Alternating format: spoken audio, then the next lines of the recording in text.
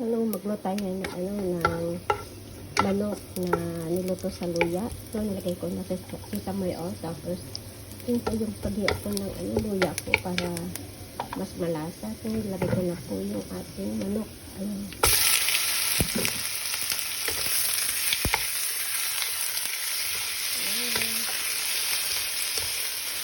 Sabisa-bisa po natin para po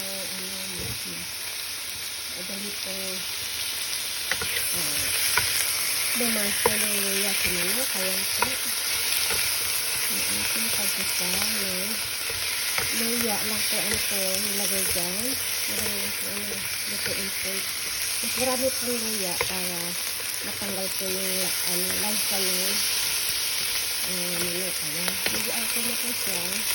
Dito lalagay ko dito. Alam niyo po yung yung kanya-kanya ng mushroom yung po ilalagay ko. Ito yung panggabihan po na namin kasi alis na po yung ating mayon. Dito na po maharap na siya ating madulo. So ito, habang maaga nagmuturo tayo ng ating gabihan, lunch, panghalian, para sabay-sabay na po, para ipaitan na po mamaya. Ayan.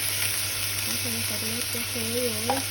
Medyo lutuin natin at ito, ilalagay ko na rin po yung ating mushroom para magisa na rin.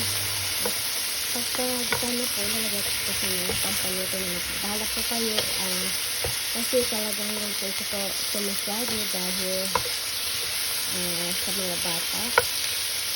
Kasi nila malambot masyado. Ayan. So, nilagay ko na po yung mushroom. Ayan.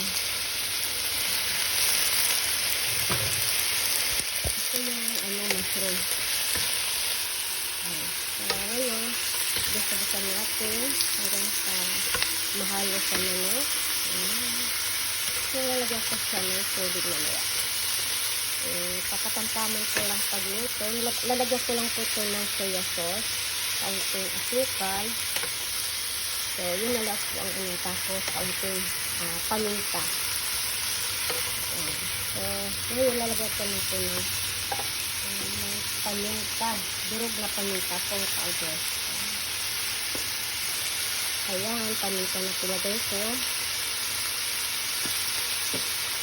So, mamaya na po, lansahan ko na lang po na nalalagyan ko po siya ng asukal.